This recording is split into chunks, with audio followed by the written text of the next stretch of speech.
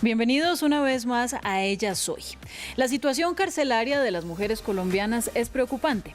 El Comité Internacional de la Cruz Roja, la Universidad Javeriana de Colombia y el Centro de Investigación y Docencia Económicas de México presentaron el informe Mujeres y Prisión en Colombia. Se concluyó que falta enfoque de género en la política criminal y penitenciaria. En los últimos 27 años aumentó en 429% la cantidad de mujeres privadas de la libertad en el país. Para hablar sobre el contenido de este informe nos acompañan en el estudio de France 24 Óscar Manuel Aizano, asesor de política criminal de la Cruz Roja, y también Alexia van der Gracht, coordinadora de la unidad de protección del CICR. Antes de conversar con ellos, vamos a hacer una pequeña revisión de la situación carcelaria en el país.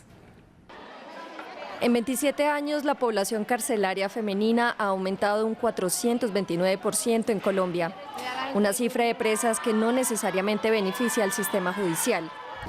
¿Qué pasa con aquellas que cometieron delitos pero que no representan un peligro para la sociedad? Ya en los 3 años y medio que llevo he pedido 3 veces mi domiciliaria por madre cabeza de familia y 3 veces me la han negado. Y no toman en cuenta que uno merece una oportunidad. Linda tiene 24 años, tiene condena de 9 años por hurto y porte de armas y le faltan 5 por cumplir. Dejó 2 hijos que hoy tienen 3 y 5 años. Su tercera hija nació en la cárcel y sigue adentro con ella, pero su mamá, Sandra, tuvo que hacerse cargo de los mayores. No, me tocó obligada a renunciar a la empresa y quedarme en la casa con los niños. Aparte de ser tan insensible, no darse cuenta de que sí, la abuelita está afuera, pero la abuelita tiene que trabajar para poder sustentar a esos niños. Además de la dificultad económica, Linda solo puede ver a sus hijos una vez al mes. Yo digo, cuando me preguntan acá, digo, tengo media vida acá y la otra media afuera con los otros 2 chiquitines. La detención impacta el núcleo familiar. Cuando fueron detenidas, el 85% de mujeres eran madres y el 54% vivían con sus hijos menores de 18 años y eran sus principales cuidadoras y fuente de ingresos económicos. Sí, acá no estoy haciendo nada. Mi diario vivir es llevar a mi hija al jardín y llegar a no hacer nada, sabiendo que afuera puedo hacer mucho por mis hijos, por mí misma, por mi mamá. El Comité Internacional de la Cruz Roja lideró una investigación en la que se estableció que el perfil de reclusas pasa especialmente por mujeres cabeza de hogar, de bajos recursos, sin estudios superiores y víctimas de algún tipo de violencia. La mayoría no cometieron delitos violentos y fueron infractoras por primera vez. El 53.4% dicen haber cometido el delito por su vulnerabilidad económica. El 45.2% fueron detenidas por delitos relacionados con la fabricación, tráfico o porte de pequeñas cantidades de estupefacientes, siendo usualmente los eslabones débiles de la cadena delictiva, por lo que su permanencia en prisión no afecta significativamente a las redes criminales. Bajo estas condiciones, la Cruz Roja recomendó aplicar alternativas a la prisión para las mujeres infractoras, teniendo en cuenta una perspectiva de género, un enfoque de justicia restaurativa y una política centrada en la prevención y la reinserción. Ya tenemos un contexto y ahora volvemos al estudio con Óscar Manuel Aizano, asesor de política criminal del Comité Internacional de la Cruz Roja, bienvenido, y Alexia van der Gracht, de la unidad de protección también del Comité Internacional de la Cruz Roja. Gracias por estar con nosotros. Gracias. No, gracias a ti. Hay superpoblación carcelaria. Esa es una realidad que no solamente se da en un país como Colombia, sino a nivel general, posiblemente en la mayoría de la región, y que no solamente afecta a mujeres, sino también a los hombres. Sin embargo, aquí estamos haciendo énfasis en una población específica. Se plantea entonces que el sistema penitenciario actualmente para las mujeres no está beneficiando a la sociedad, señor Óscar. Sí, bueno, efectivamente, como se ha señalado bien en el reportaje, el crecimiento de población penitenciaria a nivel de mujeres ha sido mucho más acelerado que el de varones. En ese sentido, se parte de la necesidad de poder especificar e identificar mejor las necesidades propias y diversas de la población femenina. El hecho de que sean menos en términos generales no implica que deba haber una atención especial y diferenciada. A eso apunta el informe.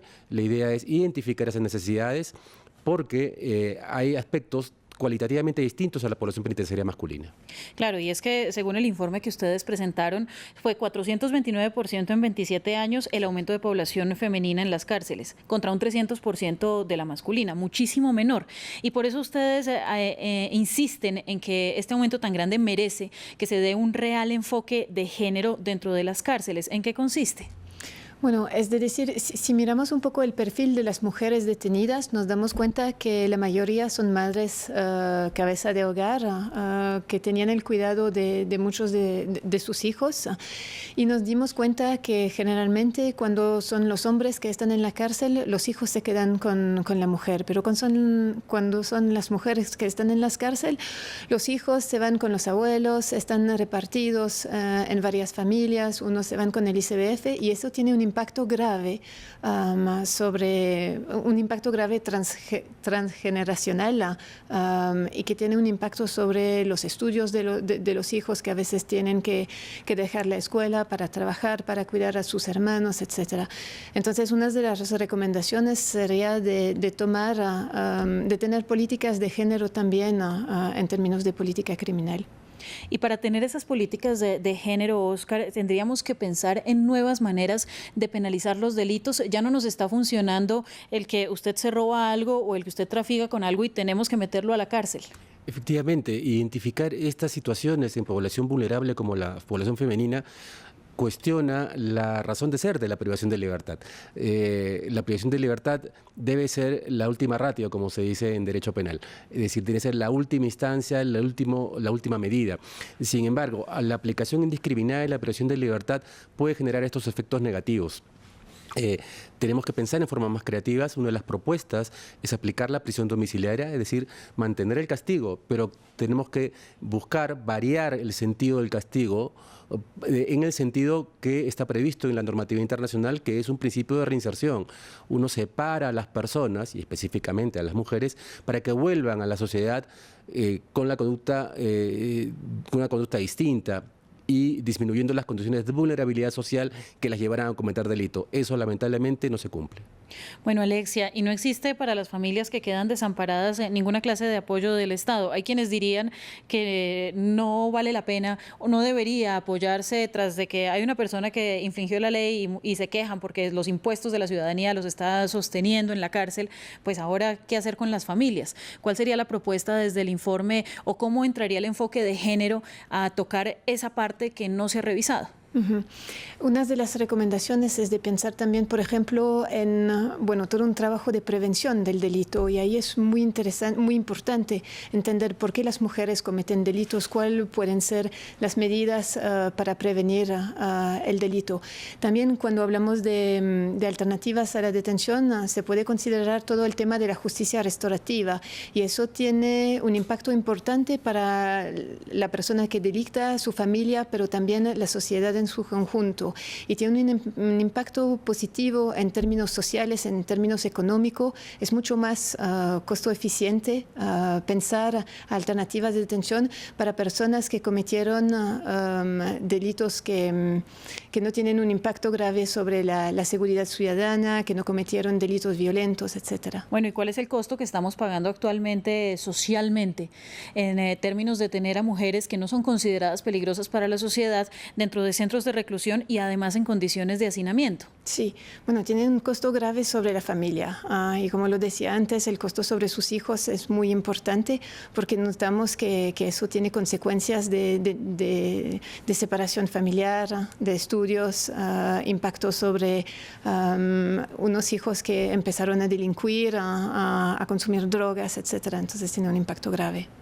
Hay algo que es aún más preocupante, Óscar, y es que, como decíamos al principio, esta no es una situación específicamente que tengan que padecer los colombianos, sino que hay un mapa regional que nos habla mal en términos de enfoque de género y de lo que se está haciendo con la forma de aplicar castigos a los crímenes. Sí, efectivamente. Lo que hemos encontrado en el caso colombiano es extendible, es también algo que se presenta en el conjunto de la región.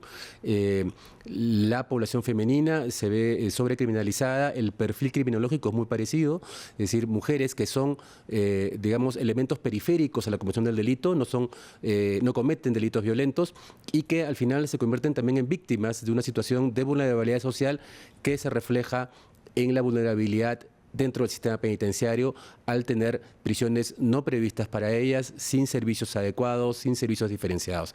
Este panorama se repite en América Latina con básicamente los mismos esquemas. Este informe que ustedes emitieron de la Cruz Roja es muy extenso, usted lo tiene ahí en la mano y es un libro completo lleno de cifras y de hallazgos que ustedes realizaron. ¿Cuáles son esos hallazgos más allá del sistema familiar y de cómo se quebranta? Pues, ¿cuáles fueron esos descubrimientos que van a aportar para mejorar la situación carcelaria de las mujeres? Sí, es realmente, yo creo, el perfil de las mujeres, el perfil criminológico. Decir que la mayoría no habían cometido delitos antes de entrar en la cárcel, que no pertenecían a grupos armados cuando eran jóvenes, que están condenadas a penas que son relativamente cortas, que no portaban armas al momento de cometer el delito. Entonces, es decir, no fueron crímenes que tienen un impacto muy grave sobre la seguridad ciudadana. Pues entonces nos dejan muchísimo para pensar y esperemos que se puedan encontrar las respuestas no solamente en este país, sino más allá de las fronteras colombianas. Gracias a ustedes por estar con nosotros. Gracias a ti. Gracias. Y ustedes continúen con nosotros en France 24. Nos vemos próximamente en Ellas Hoy.